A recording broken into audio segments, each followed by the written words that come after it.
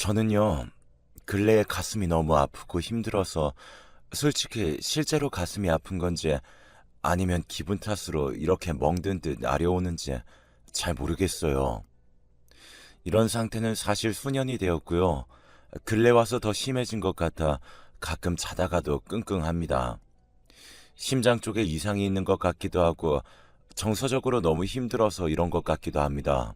이런 상황에 속하게 된 것은 어찌 보면 얼마 안 된 것 같은데 벌써 몇 년이 지났더군요. 저에게는 남들에게 쉽게 말하기 어려운 어떤 사정이 있어요. 한동안 그 누구에게도 말하고 싶지 않았고 말하는 내내 가슴이 너무 쓰리고 쿵쿵 뛰는 바람에 그냥 묵혀두었던 일이에요. 하지만 최근 상담을 해보니 어디건 조금이라도 털어놓는 게 좋을 것 같아서 겨우 얘기를 꺼내보게 되었습니다. 저는 어릴 적 삼남매 중 막내딸로 태어났는데 부모님께서 오빠들 둘만 무척 예뻐하시고 저에 대해선 크게 관심이 없으셨죠. 이후 한참 자라 성인이 되었고 회사에서 만난 남직원과 교제를 하게 되었어요. 저보다 나이가 8살 많은 사람이었는데 당시에는 나름 홍기가 찼다고 생각되었는지 프로포즈를 하더라고요.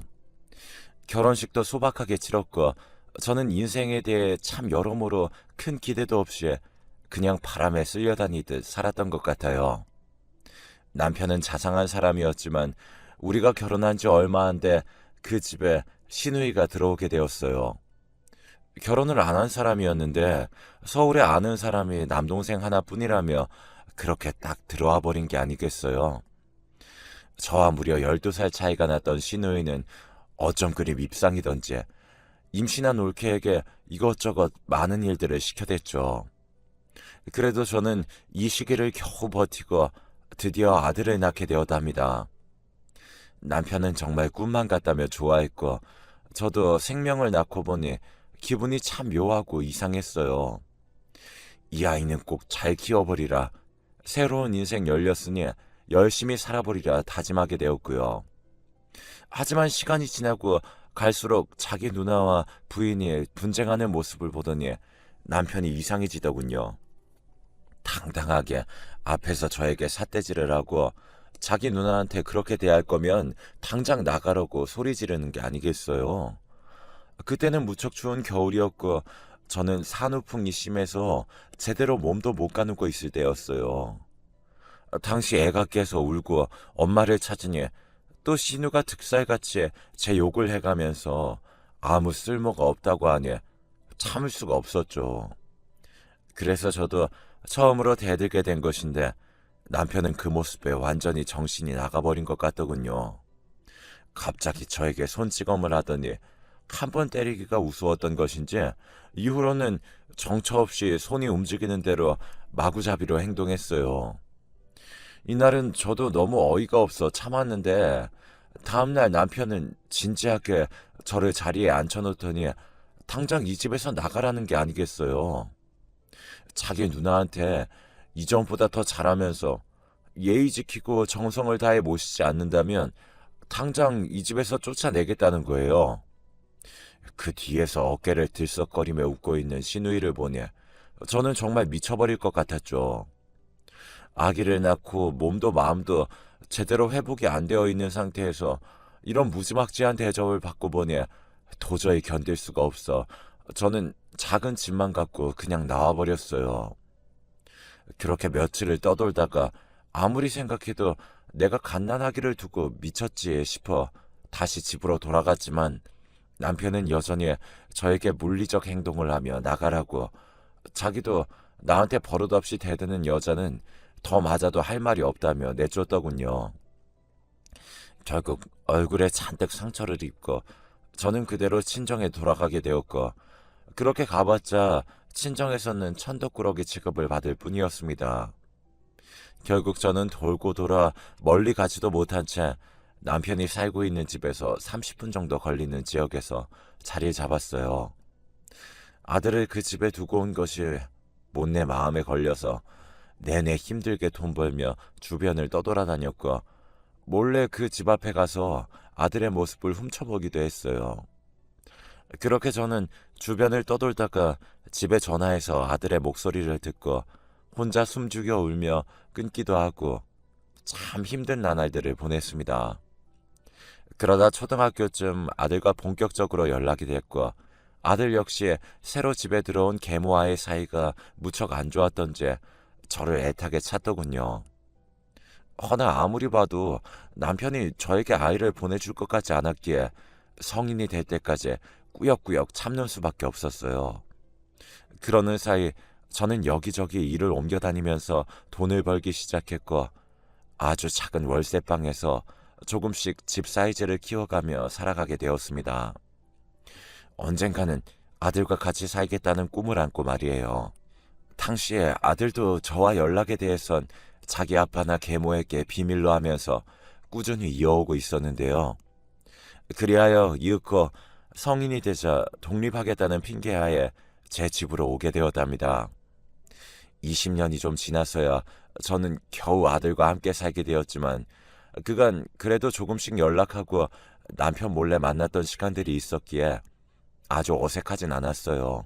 아들을 그렇게 만나 제품에서 제가 차려준 밥을 먹이고 얼마 안 되어 군대를 보내게 되었답니다. 아들은 엄마와 같이 살아본 게 얼마 안 되는데 이렇게 또 떨어지는 게 무척 힘들다며 내내 편지를 보내왔고 저도 눈물 지으며 맨날 아들을 위한 기도만 하고 살았어요. 그렇게 길게만 느껴지던 시간이 지나 제대한 아들은 얼마 안 돼 취업을 하게 되었고 그리고 2년 정도 지나 결혼하겠다고 말해왔답니다. 저는 이제 한 집에서 살게 되었고 아들에게 해주고 싶은 것이 많았는데 아들에겐 한창 앞으로 나아가야 할 시간들이 펼쳐진다는 것을 느끼고 참 아쉽게 느껴지기도 했어요. 아이에게 있어 한창 황금같이 느껴지는 그 시기에 같이 있어주지 못한 것이 너무 미안했지만 그렇다고 마냥 붙들고 있는 것은 더 못난 어미인 것 같아 눈물을 머금고 보내줬는데요. 결혼한 지 얼마 안 된 아들이 저에게 갑자기 제안을 해왔어요. 엄마, 나 엄마 모시고 같이 살고 싶어. 와이프 걱정은 안 해도 돼. 이 사람도 친정이 없다 보니까 이렇게 셋이 같이 사는 게 딱히 싫지 않대. 셋이서 같이 살자, 엄마. 응? 이 제안을 듣고 솔직히 기분이 좋지 않을 리가 없었죠. 마음은 너무 좋았지만 그래도 한편으론 걱정을 하고 있었는데 아들과 며느리는 얼른 들어오라며 저를 잡아 끌더군요. 그리해서 셋이 살아가던 와중에 몇 달 지나지 않아 며느리는 임신을 하게 되었답니다. 이때 저는 참 행복이라는 것을 정말 제대로 맛보게 되었던 것 같아요. 태어나서 성인이 되기까지 늘 뭔가 개운치 않은 뿌연 안개 속을 걸어오는 듯한 어두운 인생이었고 결혼을 하고 나서 남편에게 심한 꼴을 겪고 이혼도 당했고 혼자 20년 넘게 살아오는 동안도 참 버겁고 괴로운 삶이었어요. 그런데 아들 부부와 같이 살면서 내가 만든 음식을 애들을 먹이고 이야기도 나누고 거기다 귀여운 손주까지 곧 태어난다고 생각하니 실감이 안 나더군요. 한편으론 늘 힘들게 살아왔던 탓인지 몹쓸 상상도 들었고요. 정말 나 같은 사람이 이렇게 행복해도 되는 것인지 이러다 또 불행이 찾아오는 건 아닌지 하고 말이에요. 그래도 다시 덜컥 생각을 바꾸려고 참고 있었는데 그런듯 자꾸 나쁜 상상을 하게 되고 괜히 인생 앞에 움츠리고 지레 겁부터 먹게 되더군요. 아무래도 제가 살아온 인생 전반에 너무 크고 아픈 생채기가 나 있었기 때문에 그 텀이 좀처럼 잘 메워지지 않았던 것일까요? 얼마간은 참으로 행복했던 시간이었으나 불행은 좀처럼 저를 쉽게 놓아주지 않았어요. 겨우 자식과의 포근한 둥지 사이로 들어가 행복을 누리려던 저를 다시 끄집어내어 세상 밖으로 내동댕이 쳐버리더군요. 상황이 이렇게까지 흘러간 것에 대해서는 몇 년의 시간이 있었어요. 다시 돌아간다면, 그때로 돌아간다면 뭔가 달라졌을까 싶어 아직도 자다가 깨서 허공에 손짓을 하기도 하고 그래놓고 누군가에게 얻어맞은 양 엉엉 울기도 합니다. 그때 실로 아주 끔찍한 사건이 저희 곁으로 찬찬히 흘러들어오고 있었거든요.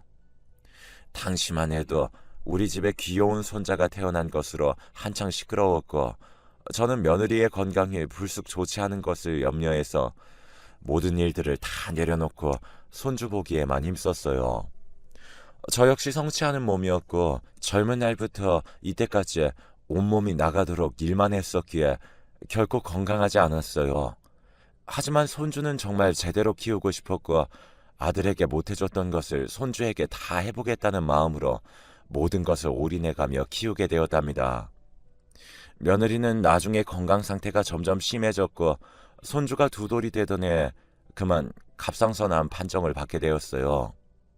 아들의 절망적인 표정을 보자 너무 괴로워서 저라도 힘내지 않으면 안 되겠다 싶었답니다. 저는 한창 힘들어했던 며느리를 신경 쓰기도 하고 매일같이 보채고 울어대는 손주를 업고 놀아주고 먹이느라 무척 피곤하고 지친 날을 보냈어요. 당시 며느리는 친정이 없었기에 이런 모든 역할을 도맡아주는 제가 너무 고맙다고 울기도 했고요. 아들은 우리 모두를 먹여 살리기 위해 밤낮으로 바쁘게 일하고 있으니 정말 정신을 똑바로 차릴 수밖에 없었죠. 이후 며느리는 수술 결과가 크게 나쁘지 않은 상태로 퇴원하게 되었고 추후 관리가 필요하긴 하지만 아주 통탄스러울 정도로 힘든 상황은 아니었어요. 그래도 집에서 일단은 쉬며 조금씩 상황을 보고 있었는데 큰일이 일단락되어지고 나니 저도 긴장이 풀렸는지 제가 몸살이 다 날 것 같더군요. 그래도 평소처럼 집을 치우고 애들 먹을 거리를 만들고 손주를 여전히 챙기며 간신히 몸에 오르는 열을 견뎌내고 있었어요. 그런데 왜 하필 그때 그런 비극이 일어나야 했는지 저는 도통 받아들일 수가 없어요. 그날 며느리며 저며 손주며 한낮에 다들 기력이 떨어져서는 집에서 낮잠을 자고 있었어요. 평소 저는 낮잠 같은 걸 자는 타입이 아닌데 어지간히 몸이 지쳐 있었던 거죠. 얼마 안 되어 3살배기 손주가 일어나서는 저를 흔들어 깨우며 할미 할미 하며 밖에 나가자고 울더군요. 온몸이 아주 무거운 이불에 쌓인 마냥 좀처럼 일어나기 힘들었지만 어쩔 수 없었죠. 손주가 심심하다고 그 땡볕에 밖에 나가자고 울어대니 몸이 아프고 힘든 제 엄마를 대신해서 할머니라도 나가줘야 했어요.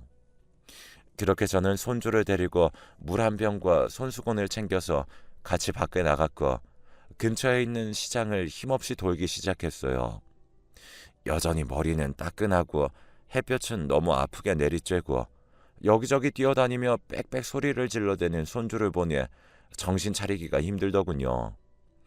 아무래도 안 되겠어서 잠깐 방앗간 앞에 손주를 내려놓고 저는 그 집 아주머니랑 아는 사이기에 같이 자리를 잡았답니다. 제가 너무 더워 보였는지 선풍기를 세게 해주신다는데 바람이 확 밀려와서 너무 시원했던 것까지 생각이 나요. 그래서 손주를 무릎에 앉혀 같이 땀이라도 닦으려는데 이때 뭔가 오금이 저리는 듯한 순간 아찔하고 싸늘한 느낌이 온몸에 끼치는 거예요. 저도 모르게 숨이 턱 멎어버렸고 심장이 멈춘 듯 그냥 그렇게 몇 초 머뭇거리면서 주변을 둘러봤어요. 그리고 뒤늦게 입에서 몇 마디가 터져 나왔고요. 민준아, 민준아, 민준이 어딨냐? 피가 거꾸로 솟는 듯 온 심장이 요동치면서 저는 미친 듯이 손주를 불러댔어요. 분명 손주를 업고 이 방앗간으로 들어왔고 의자를 끌어와서는 앉혀서 아주머니랑 아주 찰나의 순간으로 인사를 나눴는데 그리고 선풍기를 갖다 대주시는 그 몇 분 안 되는 사이에 제 시야에서 손주가 사라져버린 겁니다. 당시 제가 완전히 넋이 나가 있었는지 아주머니조차 놀라서 같이 소리를 지르던 게 생각나요. 어머 할머니, 손주 없어진 거예요? 어떡해? 아니, 아까 여기 애 못 봤어요? 이때 날씨가 덥기도 했지만 워낙 긴장하고 심장이 쪼그라들어 그런지 제 몸에 있는 땀구멍이랑 땀구멍은 모두 다 분수라도 터진 듯 땀이 심하게 쏟아져 나오기 시작했어요. 머리도 풀어져 눈앞을 가리는데도 저는 그냥 정처 없이 뛰어다니며 손주의 이름을 불렀고 누가 내 심장을 뒤에서 꽉 움켜쥔 듯한 압박감을 느끼면서 어지란 머리로 찾아다녔죠. 그때 속으로 계속해서 손주가 어딘가 있을 거라며, 분명 저 골목을 돌거나 이 앞집 어딘가에서 보일 거라며 그 속을 헤치고 다니듯 마구잡이로 다녔고, 입술을 너무 꽉 깨물어서 쓴맛이 날 정도였죠. 하지만 그렇게 넓지도 않은 시장 안 골목에서 아무리 들춰보고 뛰어다녀도 손주의 뒷공무니도 보이지 않았고, 뒤늦게 눈물이 터져나오기 시작했습니다. 그러면서 직감이 들더군요. 이제 나는 내 명대로 살 수 없겠구나. 애가 내 눈에 나타나지 않는 한 살아도 죽은 송장처럼 살게 되겠구나 하는 걸 말이에요. 나중에 안면 있는 시장 사람들이 이를 어쩌면 좋냐며 자기들도 찾아보겠다고 연락 주겠다고 했지만, 저는 그대로 집에 들어갈 수 없었어요. 안 그래도 몸이 안 좋고 위태위태하던 날이었는데, 결국 그대로 정신을 잃고 쓰러져서야 저는 시장 밖으로 운반되어 나올 수 있었어요. 정신이 들어 눈을 떠보니 눈물 어린 눈으로 저를 바라보고 있는 아들과 며느리가 눈앞에 있더군요. 몸에 남아있는 모든 힘을 다 끌어내어 손주를 찾아내려고 물었어요. 그렇게 물어봤는데 아들은 제 눈을 한참 보다가 서서히 눈을 내리더니 이내 질끈 감더군요. 그리고 찬찬히 말해주는데 저는 또다시 기절할 뻔했습니다. 그냥 이 모든 걸 내가 감당할 수 있으면 좋을 텐데, 모든 짐이 나에게 지워지면 좋을 텐데 왜 그렇게는 할 수 없는 걸까요? 제가 정신을 잃고 시간이 조금 지나 손주의 행방이 알려졌는데, 알고 보니 손주는 제 손을 떠나 시장 밖으로 빠르게 빠져나갔고 건너편에 있는 도로까지 갔던 모양입니다. 아무것도 모르는 그 아기가 그저 앞만 보고 아장아장 빠르게도 가던 우리 아기가 그때 엄청난 속도로 달려오는 오토바이에 그만 큰 사고를 당하고 말았고, 그쪽 도로에 있던 사람들은 보호자도 없이 아기 혼자 이렇게 걸어나와 당한 처참한 사고를 보며 말을 잇지 못했다고 합니다. 마치 심장이 뜯겨나가는 듯 지옥 같은 마음으로 머리를 몇 번이나 내 주먹으로 쳐댔고, 아들과 며느리는 양쪽에서 뜯어말리며 같이 울기 시작했어요. 이 집에 손주가 없는 채로 맞게 된 그날의 어두운 저녁은 정말이지 너무나 끔찍하고 공포스러웠어요. 평소 신던 소리나는 찍찍이 신발이 아닌 자그만 샌들을 신겨서 보냈는데 그게 얼마나 후회가 되던지요. 현관 앞에 놓여있는 주인 없는 그 찍찍이 신발을 보고 있자니 저는 또 그걸 가슴에 품고 꺽꺽거리며 울고, 그대로 또 밖으로 뛰쳐나가려는 걸 애들이 잡아서 다시 주저앉았어요. 그렇게 셋이 마치 짐승 울음소리 마냥 소리를 내어가며 며칠 밤을 울었습니다. 이 동네 사람들에게도 이 소문이 퍼졌는지 그렇게 예민하게 굴고 날뛰는 소리만 나도 쫓아와서는 난리를 쳤죠. 옆집 사람들은 우리 셋이 몇 날 며칠을 그렇게 울고 고함을 질러대는데도 아무도 찾아오지 않았어요. 도리어 맞으실 때마다 차마 사정을 묻지도 못하고 같이 눈물을 짓더군요. 이런 반응들도 반응들이지만 저는 매일같이 조여오는 죄책감과 손주를 향한 그리움을 견딜 수 없어 매일매일 미쳐가는 나날들의 연속이었습니다. 아들도 넋이 나가 회사를 쉬고 멍하니 앉아있는 모습을 보니, 가뜩이나 건강상태 나쁜 며느리가 매일 밤 숨죽여 베개를 얼굴에 파묻고는 우는 모습을 보고 있으니 이 집에 내가 이렇게 숨쉬고 있는 자체가 정말 큰 죄 같더군요. 우리 아들은 어쩜 이렇게 복이 없을까? 자랄 때도 애미 사랑받지 못하고 평생 힘들게 컸는데 겨우 그 엄마 만나서 잘 살아보려고 했더니 엄마가 자기 생떼 같은 자식을 잃어버렸다니, 저는 아들 앞에 죽어서 사죄를 해도 모자란 죄인이었어요. 그렇게 눈만 마주치면 울어대는 일상을 더 이상 이어갈 수 없었고, 아들과 며느리 보기가 너무 죄스러워 저는 밤에 도망치듯이 집을 나오게 되었답니다. 며칠 정도 버틸 수 있을 만한 돈만 지갑에 우겨놓고 짐도 얼마 없는 상태로 나오면서 버스 안에서 가슴을 찢어가며 울었어요. 왜 인생은 반복되는 것인가? 수십 년 전 남편과 살던 집에서 쫓겨났던 날이 차라리 나았을까? 손주를 이 세상 어딘가에서 놓쳐버린 할머니의 모습으로 이렇게 밤에 도망쳐 나오는 내 모습이라니 하며 그렇게 그냥 죽고 싶을 뿐이었습니다. 그렇게 쓸모없는 이런 목숨도 그래도 생명이라고 시간이 지나 굶고 기력이 없으니 육체적인 것으로 괴로워져서 또 살아야겠다는 생각이 드는 걸 보니 인생이란 게 참으로 잔인하다는 생각이 들더군요. 그냥 그렇게 계속 떠돌이 생활을 하고 아무 말도 안 하고 어느 식당에 들어가서 일을 하고 며칠 머물다 나오고 점점 지방으로 내려가게 되면서 간신히 입에 거미줄만 치지 않을 환경으로 여기저기 밭일해주며 살아왔어요. 그렇게 시간이 한참을 지나고 또 지나 어느덧 4, 5년 정도의 시간이 흘러가게 되었어요. 이쯤 되니 저는 억지로라도 아주 조금이라도 제 머릿속에서 손주나 아들, 며느리에 대한 생각을 떠올리지 않도록 노력하게 되더군요. 그들을 생각하는 순간 저는 머리끝부터 발끝까지 번개라도 얻어맞은 듯 아무것도 제대로 할 수가 없었어요. 목이 메어오면서 눈가가 뭐에 찔린 듯 아파오면서 눈물이 쏟아져 나오고 원래대로 다시 마음을 잡는 데까지 수십 분의 시간이 걸렸습니다. 그냥 숨이 붙어 있어서 사는 주제에 그들을 떠올릴 때마다 심장이 뭐가 뚫린 듯 견딜 수 없는 아픔이 저를 괴롭히다 보니 내 주제에 또 살겠다고 그 통증을 피하고 싶었던 모양이에요. 저도 참 비겁하고 졸렬한 인생인 것 같네요.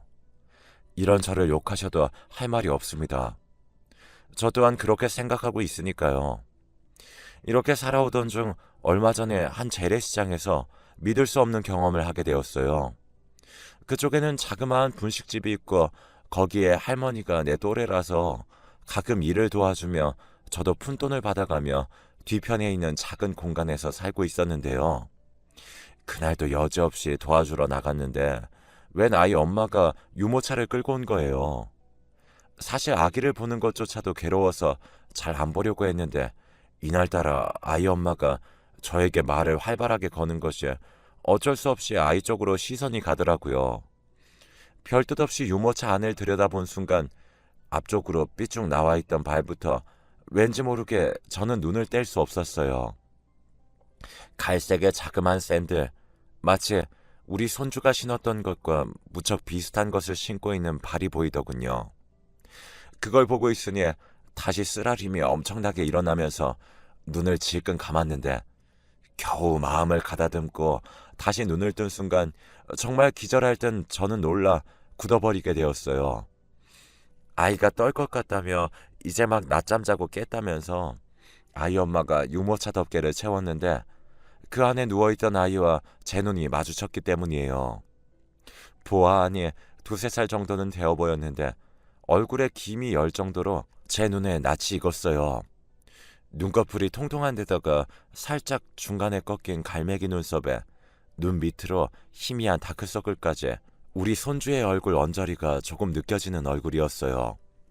너무 당황스러워서 한참을 시선 고정한 채 저는 계속 보고 있었고 아이 엄마는 떡볶이 얼른 좀 싸달라고 하더라고요. 하지만 그런 말이 귀에 제대로 박혀 들어오겠어요? 아이는 저를 움직이게 할 수 없었고 계속 넋을 놓고 아이 얼굴만 쳐다보게 되었어요. 아이도 제가 계속 쳐다보니 저를 마주보게 되었고 자기 엄마와 저를 왔다 갔다 보더라고요. 이때부터 머릿속이 뿌얘지면서 저는 겨우 아이를 불러보게 되었어요. 수년간 감히 입에 담지 못했던 소리를 가까스로 뿜어내면서 말이에요. 민준아, 민준아, 민준아. 아이는 점점 눈이 커지더니 뭔가 재밌다는 표정을 지었으나 반복해서 부르며 팔을 세게 잡는 제 모습에 놀랐는지 이내 얼굴을 찡그리더군요. 그러다 울음이 터져 몸을 막 움직이는데도 저는 끝내 놔줄 수가 없어 계속 이름을 불렀고 아이 엄마는 제 등이며 팔을 때려가며 뭐 하는 거냐며 소리를 마구 질러대기 시작했어요.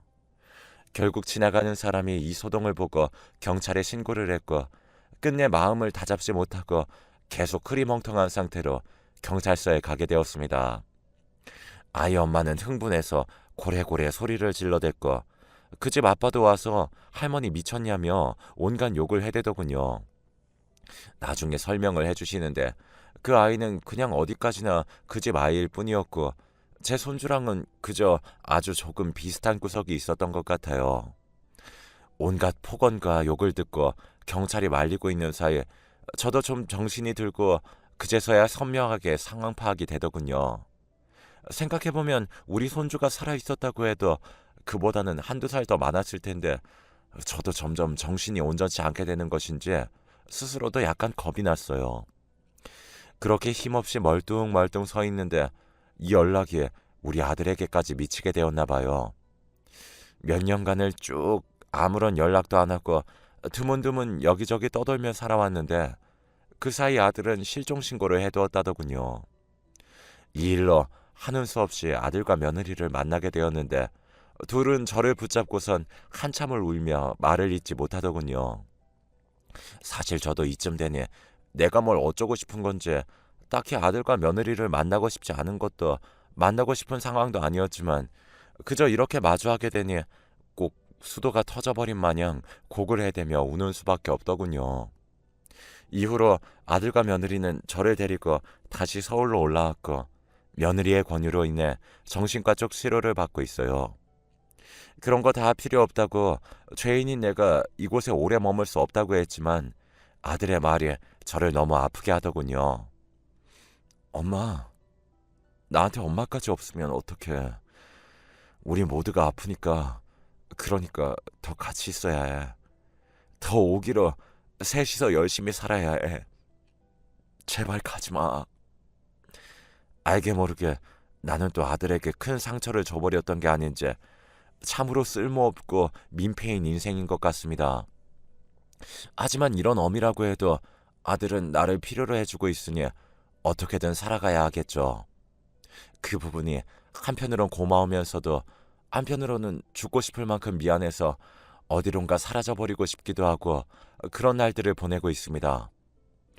이런 제 이야기 들어주셔서 참으로 고맙고 감사하고 저 같은 사람도 살아야 할 이유가 있는 것이겠죠. 몇 년 만에 남에게 내 얘기를 하는 것이라 좀 떨리기도 하지만 그래도 겨우 털어놓게 되었어요. 들어주셔서